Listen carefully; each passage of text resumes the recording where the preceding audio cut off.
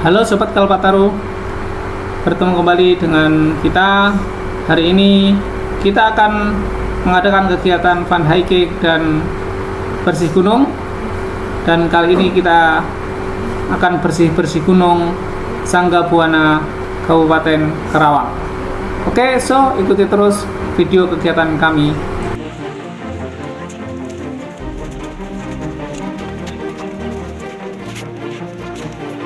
Kegiatan ini terselenggara atas dukungan dari beberapa tokoh masyarakat.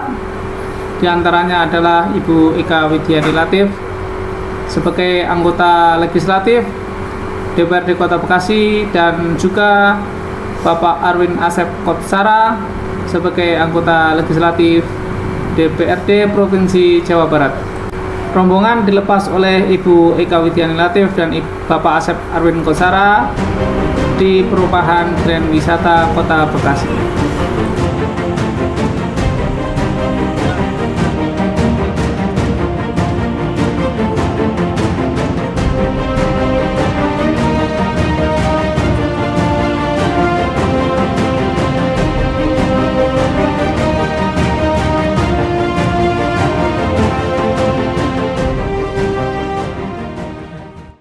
Sebelum pendakian, kita adakan briefing sebentar, kita buat regu, kemudian pembagian trash bag, serta pengarahan teknis untuk pengumpulan sampah, yang nantinya sampah yang ada di Gunung Sangga Buana akan kita bawa turun dan kita kumpulkan di base camp.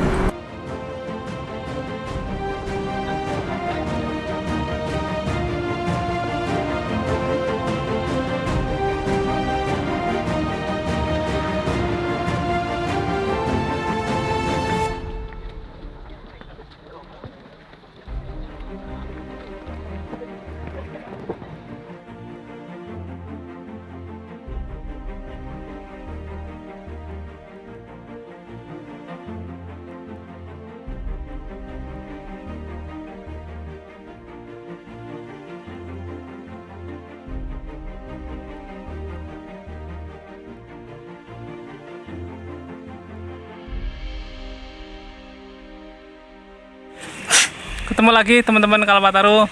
Kali ini kita masih dalam pendakian Gunung Sangga Buana, masih dalam program fun hiking dan bersih gunung.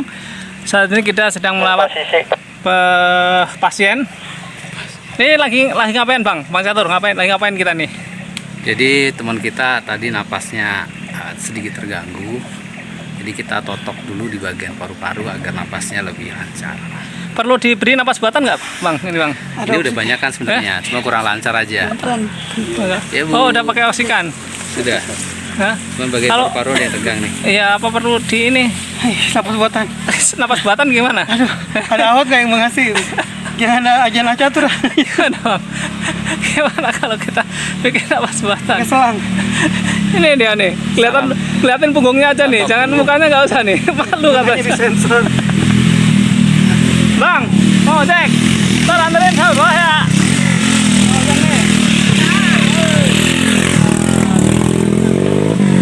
Ayo, besok harus olahraga. Buatin nih, PR nih. Siap. Buat teman-teman kepanduan nih, banyakin olahraga. Triple S udah. Iya, nih Triple S dah. Triple S udah. Iya. Gede 2 kali. Wah. Selamat sudah. Cuman Semeru udah, tapi itu 10 tahun yang lalu. waktu masih kecil ya? Waktu masih 10 tahun yang lalu. 10 tahun lalu udah punya- besar belum Bang? Sudah besar. Udah besar ya? Lemaknya tidak sebesar sekarang. Oh gitu.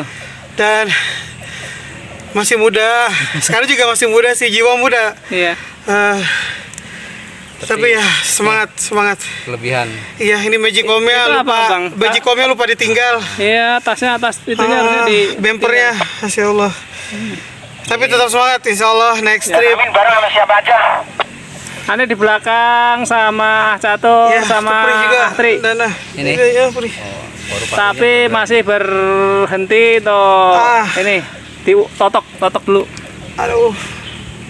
Ini kanan. Iya. Tadi kiri, sekarang kanan. Bareng Pak Yayat, Kak. Pak Yayat menyusul Ginjal ke ya? pos pendaftaran. Ini bagian paru-paru antum, jadi napasnya lemaknya banyak nih. Astagfirullah. Padahal jujur dulu naik gunung sambil merokok, tapi sekarang tidak merokok. Coba Agak kuat. malah coba lagi mungkin. Jangan, tidak. Saya tahu. Efek dari dulu ini. Iya, ini imbas dari faktor menjadi perokok aktif. Jadi saya sarankan hentikan merokok teman-teman. Efeknya memang tidak saat itu, saat menjadi perokok, tapi akan terasa ketika kita melakukan kegiatan yang berat yang membutuhkan oksigen cukup banyak, dan ketika tubuh mulai melakukan detoksifikasi diri, itu memang terasa begitu berat. Jadi ya sebelumnya lebih baik berhenti dari sekarang. Wah, luar biasa. Loh, itu kalau yang naik gunung pada merokok malah kuat, Bang. Ya, nanti nikmati saja hasilnya 10 tahun lagi. di kemudian hari. 10 tahun yang lalu Bang Tri kan naik gunung Perokok aktif, ya. kuat. Memang kuat dan bahkan tidak pernah mengeluh, tapi Nah, ya sekarang berarti kudu ngerokok kayaknya ya. tidak juga, tidak Oh, boleh tidak juga. karena Ya. sekarang ini proses detoksifikasi diri untuk membersihkan diri, jadi sel-sel tubuh akan melakukan regenerasi diri. Jadi dari paru-paru yang rusak, dari mulai trachea sampai ke alveolus, itu akan ada proses yang terbakar, dan itu ya sama kayak halnya jika teman-teman melihat kayu yang terbakar, itulah yang terjadi di dalam paru-paru kita. Jadi bagaimana begitu kerasnya sel tubuh itu akan mengganti semua sel-sel yang telah rusak, yang telah menjadi arang, yang kemudian kita ketahui bahwa arang itu mengandung karbon. Karbon itu adalah zat karsigenik yang nanti akan menjadi faktor pencetus kanker paru-paru. Kemudian saya sih beranggapan bahwa ternyata para perokok itu adalah buta huruf. Karena di bungkus rokok, di kemasan rokok pemerintah sudah terang-terangan, bahkan sudah 1/4 bagian dari permukaan rokok itu merupakan iklan dampak bahwa rokok itu adalah sesuatu yang sangat berbahaya. Tapi ya lagi-lagi mungkin itu bagi perokok hanya sekedar himbauan. Jadi kalau saran saya untuk perokok, jangan hanya sekedar himbauan, tapi coba mulai berhenti. Memang berat, rasanya berat. Ini boleh cerita sedikit pengalaman proses perokok? Boleh Bang, ayo Bang, cerita Bang.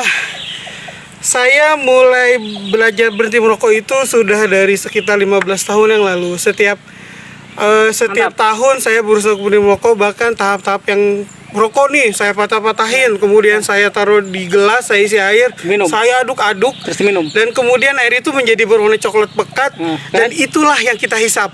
Bayangkan, itu ada di paru-paru kita, menumpuk dan akan menjadi hitam. Ya. Nah, itu saya berusaha berhenti. Saya begitu melihat proses itu, melakukan itu, berusaha berhenti. Kemudian 3-4 hari kemudian itu mulai merasa sesak, batuk yang produktif, yang sangat berat sekali. Bahkan saya berasa wah mungkin hidup saya tidak lama lagi. Akhirnya saya kembali merokok, dan itu hilang gejala seperti itu. Dan itu terus berulang sampai Bagus 5. berarti. Tidak, seperti itu. Enggak ya? Sebetulnya itu Kamuflase itu ya? tidak baik, dan itu apa ya? Ya seperti tadi bilang, tubuh itu sedang mendetoksifikasi diri. Jadi tubuh bekerja keras.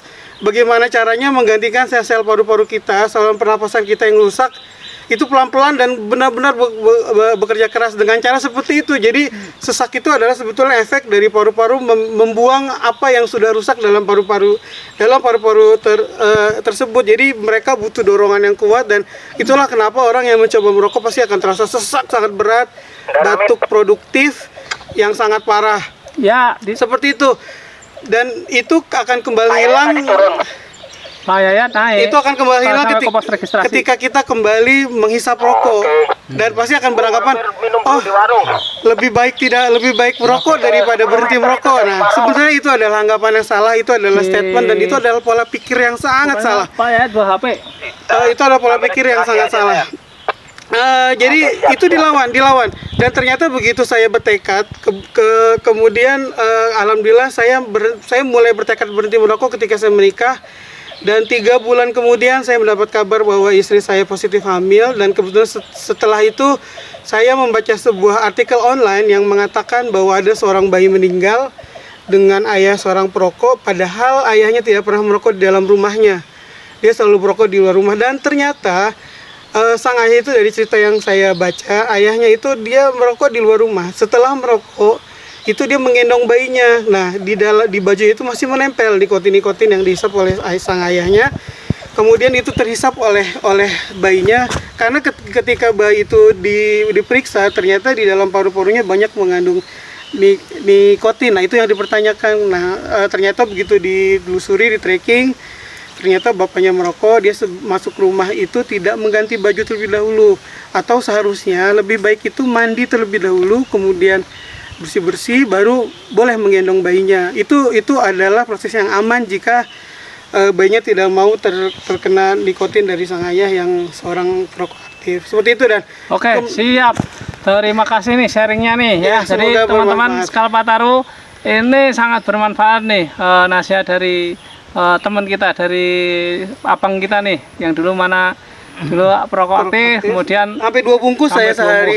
sehari 2 bungkus itu dimakan, dipotong-potong, taruh gelas ya. Harusnya jangan dihisap, Bang. Iya, dimakan apa? Iya. Apa bungkus-bungkus ya? Dipotong-potong, taruh gelas itu tadi yang benar kan udah diaduk tuh, diminum tuh. Itu yang benar tuh caranya. Langsung mati sama orang-orangnya. Oke, Bang. Siap. Terima kasih. Siap. Sehat-sehat selalu, semangat. Jadi kita lanjut turun. Kayaknya lanjut pos 1. Lanjut pos 1. Iya. Nanti dikawal ojek aja ya, Pak ya. Tapi Tapi jangan turun-turun aja, mending turun dulu lah ya. Ada siapa di bawah? Apa-apa. Turun di bawah ada di kantin segala macam lah. Itu mungkin makan saya di dalam. Bawa aja. Alhamdulillah kita sampai di pos registrasi Gunung Sanggabuana 1291. Ini teman kita Mang Dedek yang biasa di sini. Yuk. Ini para panitia malah di belakang nih. Gimana nih para panitia nih malah leha-leha di sini. Ayo ngopi. Ya, kita lanjut ya.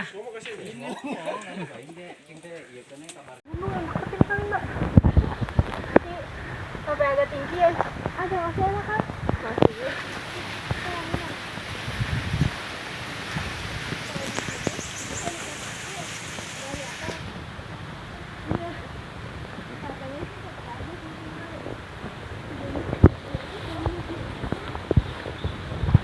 Ini memasuki tanjakan sebelum pos 1 di persawahan. Ini lumayan tanjakannya terjal, tapi setelah itu ada pos 1 dan makam. Peserta masih antusias. Doakan mudah-mudahan, tidak tahu apakah ada perubahan rencana di jalan, mengingat perjalanan sangat lumayan berat. Panitia juga lumayan, baru banyak yang pertama kali, mungkin sampai Sendang Kejayan. Nikmati dulu. Bang Catur, gimana Bang Catur? Setelah sekian lama kita tidak bermain di alam, hari ini kita bermain di alam. Selama bisa mandang kelapa muda seger kita, Bang. Wah, insya Allah dipandang aja, nggak usah dipetik ya. Bukan begitu Mbak Reno?